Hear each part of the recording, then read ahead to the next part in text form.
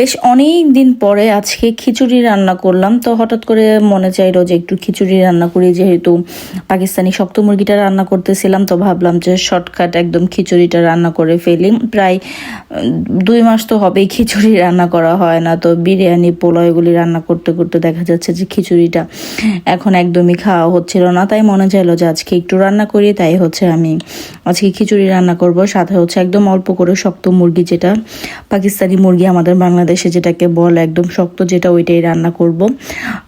রোজার মধ্যে সাজেলের বাবা যখন ফ্রাঙ্কফুর্ট গিয়েছিল ওইখান থেকে নিয়ে আসছে। তো যেহেতু সাজেল এই মুরগিটা একদমই খাবে না, তো আমরা 3জনই খাবো। তো একদিনের জন্য একদম অল্প করে আমি রান্না করতেছিলাম। তো প্রথমে একটা প্যানের মধ্যে পরিমাণ মতো তেল আমি গরম করে এর মধ্যে পেঁয়াজ আর কাঁচামরিচ দিয়ে দিয়েছিলাম। সাথে গোটা গরমের মশলা দিয়ে পেঁয়াজটাকে একটু ভাজা ভাজা করে দেন। এর মধ্যে আমি মশলা অ্যাড করে দিয়েছি। এখানে দিয়েছি 1.5 চামচ আদা রসুন বাটা, 1 চামচ মরিচের গুঁড়া, 1 চামচ ধনিয়া গুঁড়া, 1 চামচ জিরা গুঁড়া, তারপরে দিয়েছি 2 চামচ হলুদ। দিয়ে মশলাটাকে ভালো করে কষিয়ে দেন মাংসটা দিয়ে বেশ অনেক টাইম আমি এটাকে কষিয়ে নিব। এই শক্ত মুরগিটা যদি একটু আলু দিয়ে একটু ঝোল করে রান্না করা হয় তাহলে খেতে খুবই ভালো লাগে। এটাকে যতই জাল করা হোক না কেন দেখা যাবে যে এটা একটু শক্তই থাকবে। এর জন্য এই মুরগিটা খেতে আমার কাছে বেশি ভালো লাগে। তো আমি বেশ কিছুদিন আগে বলতেছিলাম যে মুরগিটা খেতে খুবই ইচ্ছা করতেছিল, কারণ আমি যখন এসেছি এখানে তো সাজেলের বাবা আগেই ফ্রাঙ্কফুর্ট থেকে কিছু বাজার করে রেখেছিল, তো তখন নিয়ে আসছিল। তো তারপরে আর যাওয়া হয়নি ওইদিকে, তো আনাও হয়নি। তো হঠাৎ করে ওই দিন যখন রোজার মধ্যে বাজার করতে গিয়েছিল তখন নিয়ে আসছে। তো আরেকদিন রান্না করেছিলাম, সেই ক্লিপটা আপনাদের সাথে শেয়ার করা হয়নি। তো ভাবলাম যে আজকে আপনাদের সাথে শেয়ার করে দিই।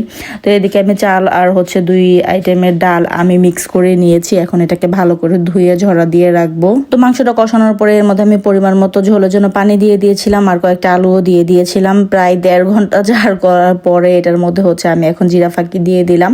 তো আরেকটা প্যান বসিয়ে দিয়েছি, এটার মধ্যে পরিমাণ মতো পেঁয়াজ কাঁচামরিচ দিয়ে একটু ভেজে নেব। তো এটা আমি আজকে খিচুড়ি যখন রান্না করব তখন এর মধ্যে আমি সামান্য পরিমাণ বিরিয়ানির মশলা অ্যাড করব। তো আমি বরাবরই বলি যেভাবে বিরিয়ানির মশলা দিলে এই খিচুড়িটা খেতে খুব ভালো লাগে। তো প্রথমে আমি এর মধ্যে 1.5 চামচ আদা রসুন বাটা দিয়ে দিয়েছি, সামান্য পরিমাণ পানি দিয়ে দিয়েছিলাম। তো এখন হলুদের গুঁড়া, মরিচের গুঁড়া, ধনিয়া জিরার গুঁড়া, স্বাদ মতো লবণ দিয়ে এটার মধ্যে আমি বিরিয়ানির যে প্যাকেট থাকে ওইটার প্রায় অর্ধেক প্যাকেট দিয়ে মশলাটাকে ভালো করে কষিয়ে নিব। যখন মশলাটা কষানো হয়ে যাবে এর সাথে আমি চালটাকে মিক্স করে দিব। আর চালটা যখন একটু ভাজা ভাজা হয়ে আসবে তো আমি পানি মেপে রেখেছিলাম, যতটুকু চাল দিব তার 1.5 গুণ পানি দিব, তাহলে একদম খিচুড়িটা ঝরঝরা হয়। তা আমি বরাবর এই কাজটা করি বিরিয়ানি কিংবা খিচুড়ির বেলায়। তো যতটুকু চাল দিই তার 1.5 গুণ পানি দিই, তাহলে একদম ঝরঝরা হয়। তো পানিটা দিয়ে আমি এটা আরেকটু মিক্স করে এখন এটাকে আমি ঢেকে দিব। আর পাশাপাশি এদিকে আমি কিছুটা সালাদও কেটে নিয়েছিলাম। তো একটু পর খিচুড়িটাকে আমি নাড়াচাড়া করে দিচ্ছিলাম। তো এই হাঁড়িটার মধ্যে রান্না করলে দেখা যাচ্ছে যে একটু নিচের দিকে লেগে যাওয়ার সম্ভাবনা থাকে। আর এই তো মাংসটা হয়ে গিয়েছে, একদম পারফেক্ট হয়েছে। তো আমি এখন এটাকে নামিয়ে একটা সার্ভিং ডিশে দিয়ে দিচ্ছিলাম। আর ওইদিকে খিচুড়িটাও প্রায় হয়ে আসতেছে। তো খিচুড়ি একটু মাংসের ঝোল যদি না হয় তাহলে খেতে ভালো লাগে না, সাথে আচার হলে তো আর কোনো কথাই নেই। তো এই তো খিচুড়িটা প্রায় ফুটে এসেছে। এখন এর মধ্যে আমি সামান্য পরিমাণ ভাজা জিরার গুঁড়া অ্যাড করে দিব। দেন লাস্টে এর মধ্যে আমি কিছুটা ঘি দিয়ে দিব, তাহলে খিচুড়িটার গ্রান আরও বেশি সুন্দর হয়। তো আমার কাছে ঘি দিলে ভালো লাগে, তাই বরাবরই আমি খিচুড়ির মধ্যেও ঘি দেই।